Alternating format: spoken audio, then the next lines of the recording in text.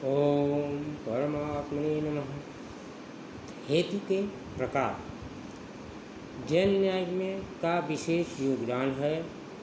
हेतु के संबंध में हेतु दो प्रकार के का मानते हैं, विधि हेतु और प्रतिषेध हेतु। विधि हेतु दो प्रकार का है, विधि सहायक और प्रतिषेध सहायक। विधि हेतु 6 प्रकार का है।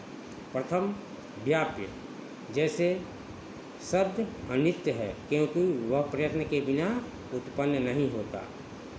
द्वितीय कार्य, जैसे यह पर्वत वह निमान है, अन्यथा यहाँ धूम की उत्पत्ति नहीं हो सकती है। यहाँ धूम अग्नि का कार्य है और अग्नि के न होने पर स्वयं भी नहीं हो सकता है, अतः यहाँ अग्नि का अनुपान है। तृतीय कारण, जैसे दृष्टि होगी, अन्यथा यह विशेष मेघ नहीं दिखाई दे सकते। यहाँ मेघ वर्षा का कारण है और अपने कार्य वर्षा का अनुमान कराया है। चतुर्थ पूर्वचर, जैसे सकट उदित होगा, अन्यथा कृतिका का उदय नहीं हो सकता। यहाँ कृतिका के उदय होने के एक मुहूर्त बाद नियमित रूप से सकट का उदय होता है, अतः कृतिका उदय पूर्वचर हेतु है और सकटोदय का अनुमान करता है। पंचम उत्तर चर, जैसा पहले भरणी उदित हुआ था क्योंकि अब कृतिका का उदय है। यहाँ कृतिका का उदय भरणी के उदय के अनंतर होता है। यह उत्तर चर हेतु है और यहाँ पूर्वचर और उत्तर चर हेतु कारण हेतु नहीं कहला सकता क्योंकि इसमें काल का व्यवधान हो जाता है। षष्ठ हेतु सहचर है, जैसे अमुक फल सुंदर होगा, अन्यथा वह रसवान नहीं हो सकता। यहाँ रस और रूप दोनों साथ साथ रहते हैं, अतः रस सहचरी हेतु है। यहाँ जितने हेतु दिए गए हैं वह सब भाव रूप हैं, जो साध्य हैं वह भी भाव रूप ही हैं। दूसरा हेतु प्रतिषेध रूप होता है, वह 7 प्रकार का है। प्रथम स्वभाव, जैसे सर्वथा एकांत नहीं होता क्योंकि एकांत देखने में आता है। द्वितीय विरुद्ध, जैसे तत्व निश्चय नहीं है क्योंकि उसमें संदेह है। तृतीय व्यापक, उसका क्रोध शांत नहीं हुआ, मुख विकार आदि होने के कारण। चतुर्थ कारण है, इसका वचन असत्य नहीं है क्योंकि उसका ज्ञान राग आदि से रहित है।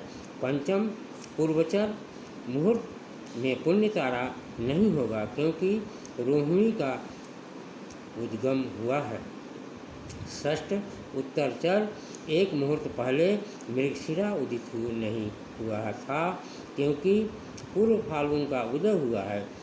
सप्तम उपलब्ध, इसे मिथ्या ज्ञान नहीं है क्योंकि सम्यक दर्शन है।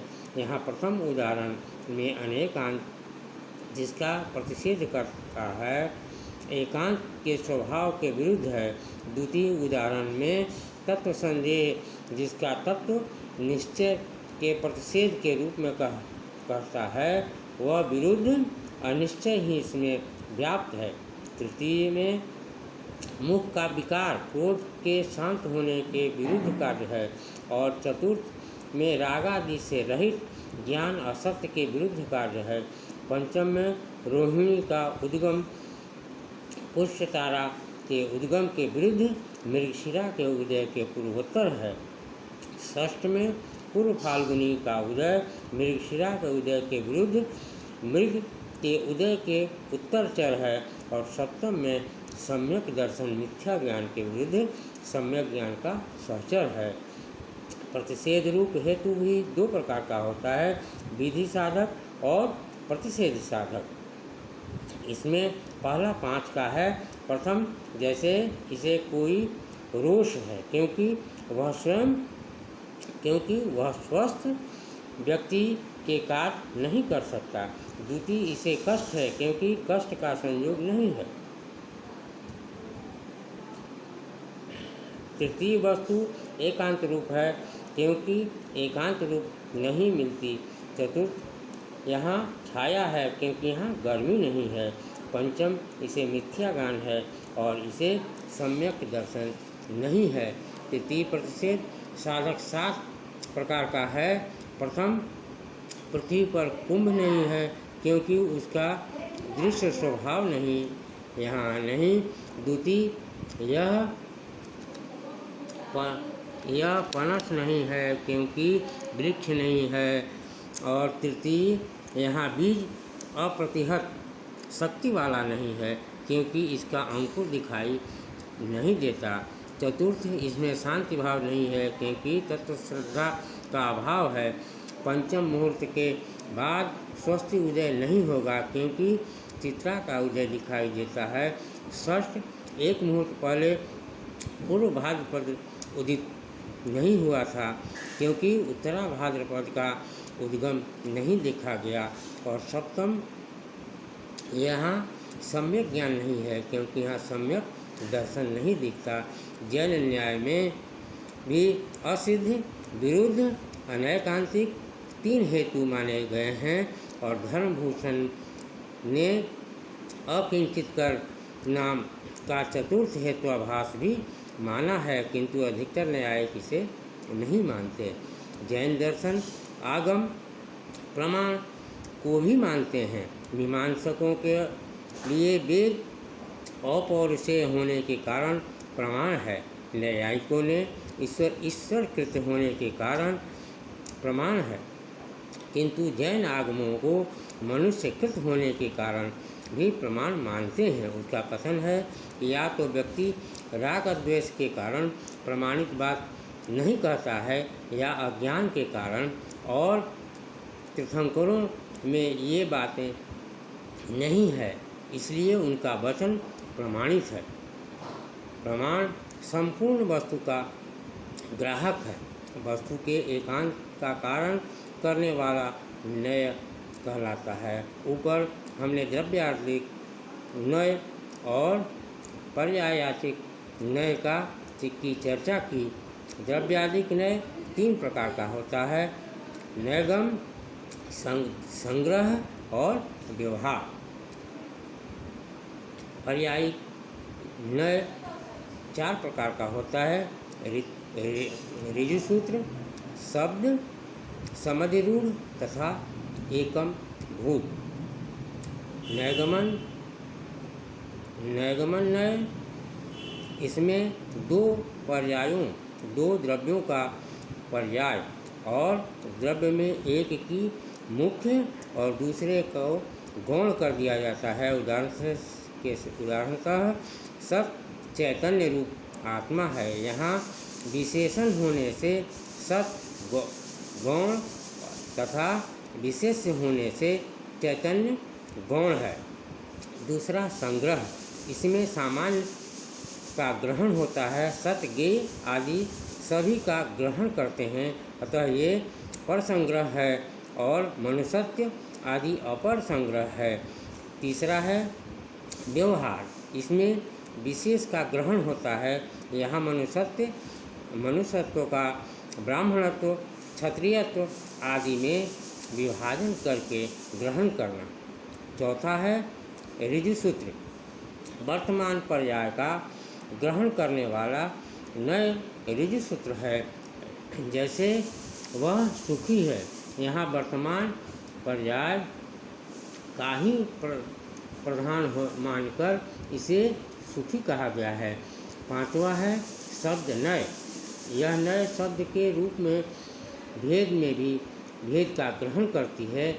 जैसे तट, तटिः, तटम का अर्थ एक ही है, किंतु शब्द नय इसमें भेद मानता है।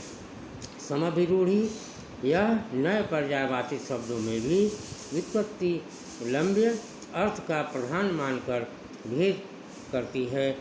यथा चमकने वाला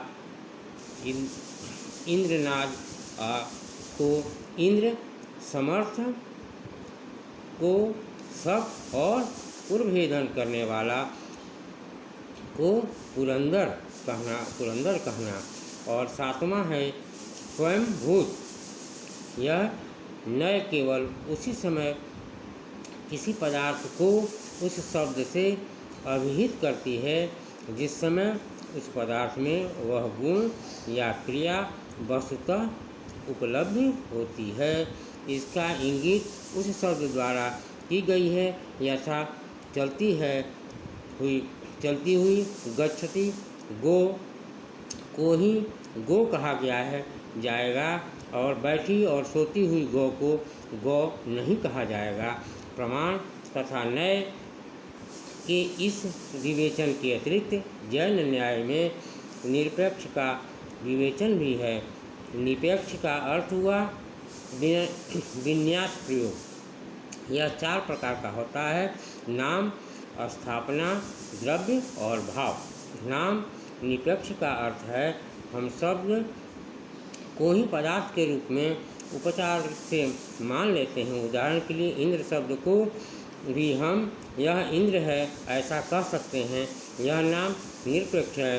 व्याकरण में भी ऐसे बहुत से उदाहरण आते हैं।